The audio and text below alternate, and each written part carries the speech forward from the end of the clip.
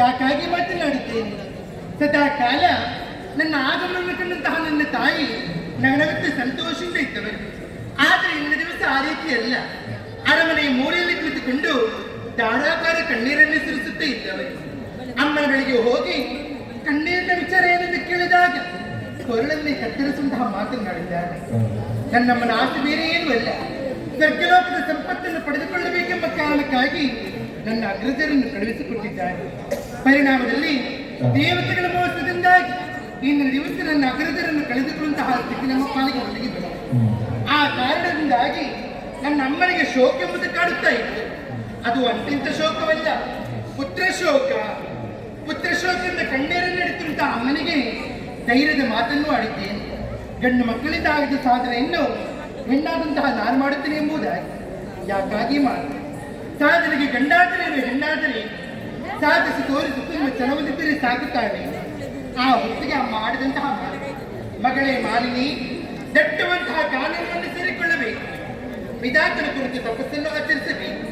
ಉಳಿದಂತಹ ವಿಧಾತನಲ್ಲಿ ದುರಧೀರರಂತಹ ಮಗನನ್ನು ಪಡೆದಕ್ಕೆ ವರವನ್ನು ಪಡೆದುಕೊಂಡು ಬಾಕಂದೆ ಎನ್ನುವ ಹಾಗೆ ಅಮ್ಮನಿಂದ ಆಶೀರ್ವಾದವನ್ನು ಪಡೆದು ಬಂದು ಸೇರಿದ್ದಾದರೂ ಇಲ್ಲಿ ದಟ್ಟುವಂತಹ ಕಾನನ ತಾಯಿ ತಪಸ್ಸನ್ನು ಆಚರಿಸುವ ಮುನ್ನ ನನ್ನ ಬಗ್ಗೆ ನಾನು ಸ್ವಲ್ಪ ಆಲೋಚನೆ ಮಾಡಬೇಕು.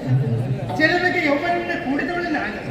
ಇಲ್ಲಿಗೆ ಬರುವಂತಹ ಸಂದರ್ಭದಲ್ಲಿ ಎಲ್ಲರೂ ಕೂಡ ಬಿಟ್ಟುಕೊಂಡು ಮುಚ್ಚಿದ್ದ ರೀತಿಯಲ್ಲಿ ನನ್ನನ್ನೇ ನೋಡುತ್ತಿದ್ದಾರಲ್ಲ, ಯಾಕಾಗಿ ಅವರಿಗೆ ಆಲೋಚನೆ ಮಾಡಬೇಕಿದೆ. ಮಾಡಿದ ಹಣ್ಣಿನ ರೀತಿಯಲ್ಲಿ ಅವರ ಕಣ್ಣಿಗೆ ನಾನು ಗೋಚರಿಸುತ್ತಾ ಇದ್ದೇನೆ. ಹಾಗಾಗಿ ಈ ಸ್ಥಳದಲ್ಲಿ ನೋಡಿದ ಎಳೆಯ ಕಾಮಗಳು ಅವರ ಭೀತಿ ಏನೂ ಅಲ್ಲ. ಮೇಲೆ ನೋಡಿ, ದೇವತೆಗಳು ಹೇಳುವಂತೆ ಏನಂತ ಹೇಳುತ್ತಾರೆ, ಹೂವಿನಂತಹ ಮನಸ್ಸುಳ್ಳವರೆಂಬುದಾಗಿ, ಆದರೆ ಮಾಡುವುದಲ್ಲ ಅನ್ಯಾಯವನ್ನೇ ತಾನೆ. ಹಾಗಾಗಿ ಇವರಿಬ್ಬರ ಕಣ್ಣನ್ನು ತಪ್ಪಿಸಿ ಮಾಲಿನಂತಹ ನನ್ನ ತಪಸ್ಸನ್ನು ಆಚರಿಸಬೇಕಾದರೆ ಯಾವ ರೂಪದಲ್ಲಿ ತಪಸ್ಸನ್ನು ಆಚರಿಸಲಿ ಎಂಬುದಾಗಿ ಆಲೋಚನೆ ಮಾಡಿದಾಗ ತಿಳಿಯುತ್ತೆ. ದೂರದಲ್ಲಿ ಕಾಣುತ್ತಿದ್ದಾದ್ರೆ ಏನು, ಮಹಿಷಗಳ ಹಿಂಡು ಇತ್ತ ಕಡೆಗೆ ಸಾಲಿಸಲಾಗಿ ಬರುತ್ತಾ ಇದ್ದಾರೆ. ಹಾಗಾಗಿ ಮಾಲಿನಂತಹ ನನಗೆ ಇದೇ ಸರಿಯಂತಹ ಸಮಯ. ನನ್ನ ನಿಜ ರೂಪವನ್ನು ಮರೆಸಿ ಕಾಣುತ್ತಿರುವಂತಹ ಮಹಿಷ ರೂಪವನ್ನು ಅಂತೂ ತಪಸ್ಸನ್ನು ಆಚರಿಸುತ್ತೇನೆ.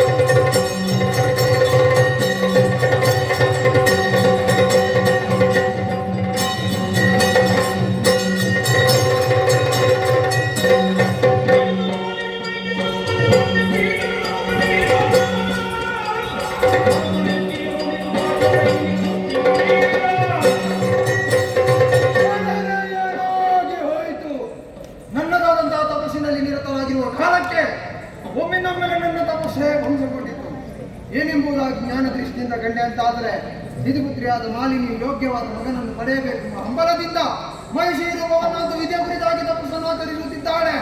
ಅವಳಿ ಕೃತ್ಯ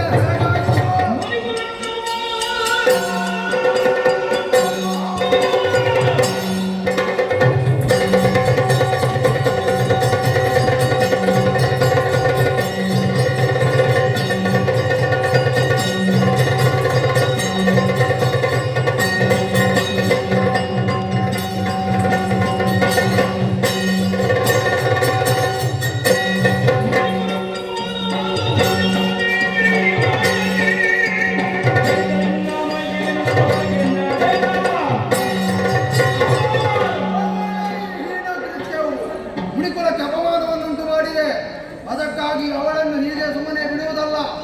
ಅವಳ ಉದರದಿಂದ ಜನಿಸುವಂತಹ ಆಗಿ ಹುಟ್ಟಲಿ. ಈ ಶಾಪಕ್ಕೆ 3 ಮೂರ್ತಿಗಳಿಂದ ವಿಮೋಚನೆ ಸಿಗದೆ ಹೋಗಲಿ. ಇನ್ನು ನನ್ನದಾದಂತಹ ಕಾರ್ಯಸ್ಥಳವನ್ನು ಹುಡುಕುತ್ತಾ ಮುಂದೆ ನಡೆಯುತ್ತೇನೆ.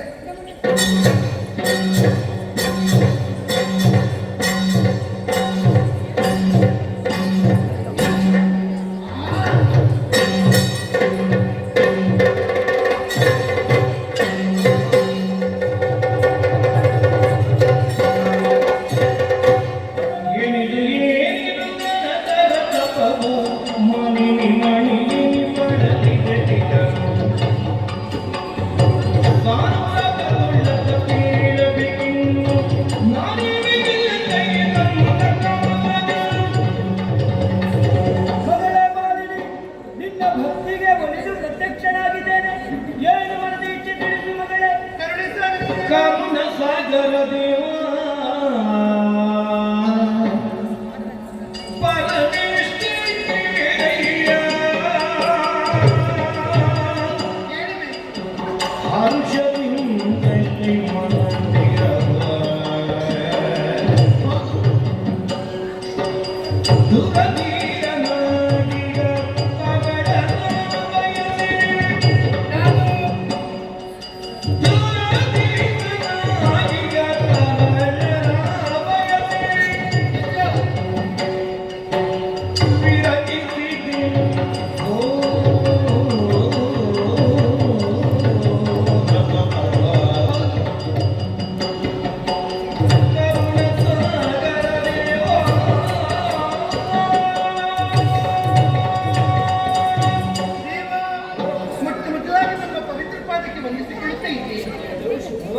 ನನ್ನಂತಹ ಭಕ್ತಿಗೆ ಮೆಚ್ಚಿ ಸತ್ಯಲೋಕದಿಂದ ಇಳಿದುಕೊಂಡು ಬಂದಿರೇ ತಂದೆ. ನಿಮ್ಮನ್ನು ಕಂಡಾಕ್ಷಣ ನನ್ನ ಜೀವನವೇ ಪಾವನವಾಗಿ ಹೋಯಿತು. ಆ ಕಾರಣಕ್ಕಾಗಿ ನಿಮ್ಮನ್ನು ನಾನು ಕರುಣಾಸಾಗರ ದೇವರೊಂದಿಗೆ ಹಾಡಿಕೊಂಡಾಡುತ್ತೇನೆ. ಮಾಲಿನಂತಹ ನಾನು ಇಂದಿನ ದಿವಸ ಈ ರೀತಿಯಾಗಿ ತಪಸ್ಸನ್ನು ಆಚರಿಸಬೇಕಾದರೆ ಬಲವಂತಹ ಕಾರಣ ಇದು ನನ್ನ ಆಸೆ ಏನೂ ಅಲ್ಲ.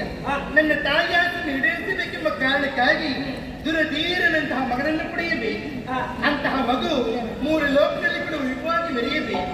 ಅಂತಹ ಮಗನನ್ನು ಪಡೆಯುವ ಹಾಗೆ ಮಗಳಂತಹ ನನಗೆ ವರವನ್ನು ಅನುಗ್ರಹಿಸಬೇಕು ತಂದೆ. ಸಂತೋಷವಾಯಿತು.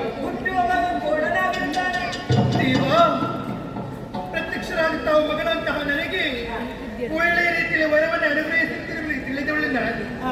ಆದರೆ ಹೊತ್ತಿಗೆ ನೀವು ಆಡುವಂತಹ ಮಾತು ನನ್ನ ಉದರದಲ್ಲಿ ಹುಟ್ಟುವಂತಹ ಮಗು ಮಾತ್ರ ಕೋಣಲಾಗಿ ಬೆಳೆಯುತ್ತಾನೆ ತಂದೆ. ಇಲ್ಲ, ಅಂತಹ ಮಗನನ್ನು ಎತ್ತಿ ಬೆಳೆಸುವುದಾದರೆ ಎದೆ ಹಾಲು ಉಳಿಸುವುದಾದರೂ ಎಂಟು ನಾನು ಇಂತಹ ಕಣ್ಣೀರಿನ ವಿಚಾರವನ್ನು ನನ್ನ ತಾಯಿ ಬಳಿ ಹೇಳುವ ಮುನ್ನ ಈ ಸ್ಥಳದಲ್ಲಿ ಈ ಮಾಲಿನ್ಯಕ್ಕೆ ಮೃತ್ಯು ಒದಗಿಸಬೇಕು.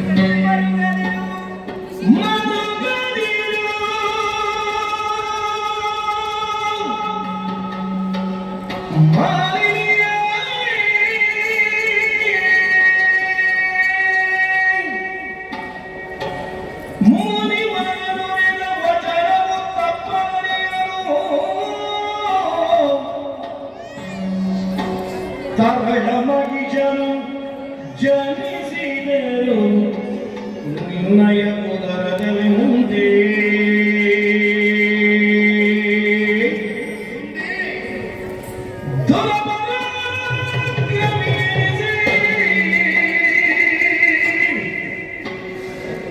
ತ್ರಿಜಗರಿ ಮೇಲೆಯುವನು ಘನಕೀರ್ತಿಯುತಲಿ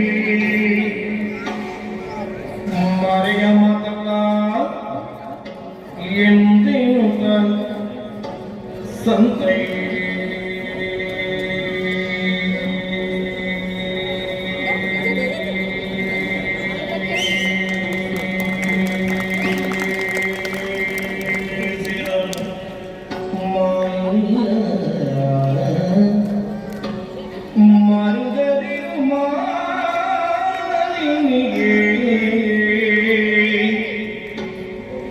ಕಂದ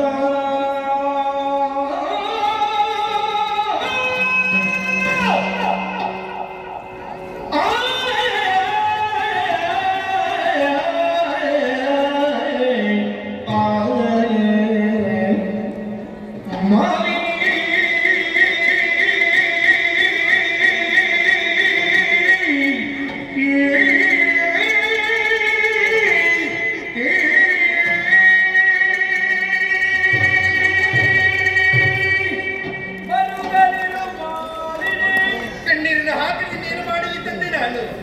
ಮುನಿವರ ರಾಜದ ಮಾತು ನಾಗುದ ಕುಂಟ ಮಗಳು. ಇಲ್ಲವೇ ತಂದೆ? ನೀನು ಮಹಿಷಿಯಾಗುವುದೇ ನಾನು ತಪಸ್ಸನ್ನು ಮಾಡುತ್ತಿರುವ ವೇಳೆಯಲ್ಲಿ ಹಾ, ಮುನಿ ಶುಭಾರ್ಚಕರ ತಪಸ್ಸಿಗೆ ಭಂಗವಾಯಿತು. ಹೌದೇ? ಕುಪಿತನಾದ ಆ ತಂದೆಗೆ ಶಾಪವನ್ನೇ ಇಟ್ಟಿದ್ದಾನೆ. ಏನೇ? ನಿನ್ನ ಉದರದಲ್ಲಿ ಮಹಿಷನೇ ಹುಟ್ಟದೆ ಎನ್ನುವ ಹಾಗೆ. ದೇವ, ಶಾಪ ಕೊಟ್ಟದ್ದು ಮುನಿ, ಪ್ರತ್ಯಕ್ಷರಾದ ಬ್ರಹ್ಮದೇವರು.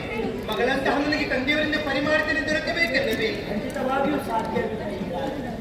ಕೊನೆಯದಾದೊಂದು ಮಾತನ್ನು ಹೇಳ್ತಾರೆ. ಏನು? ನಾನು ಕೊಟ್ಟಂತಹ ಶಾಪ 3 ಮೂರ್ತಿಗಳಿಂದಲೂ ಪರಿಹಾರ ಅಸಾಧ್ಯ ಎನ್ನುವ ಹಾಗೆ. ಅಂತಹ ಮಾತನ್ನು ಕೂಡ ಆಡಿದ್ದಾರೆ. ಇನ್ನು ಏನು ಮಾಡಲಿ ತಂದೆ ನಾನು? ಈ ಶತ್ರು ಮಗಳೇ, ನಿನ್ನ ಇಚ್ಛೆಯಂತೆ ನಿನಗೆ ಆಸೆ ಏನು? ದುರಧೀರನಂತಹ ಮಗನನ್ನು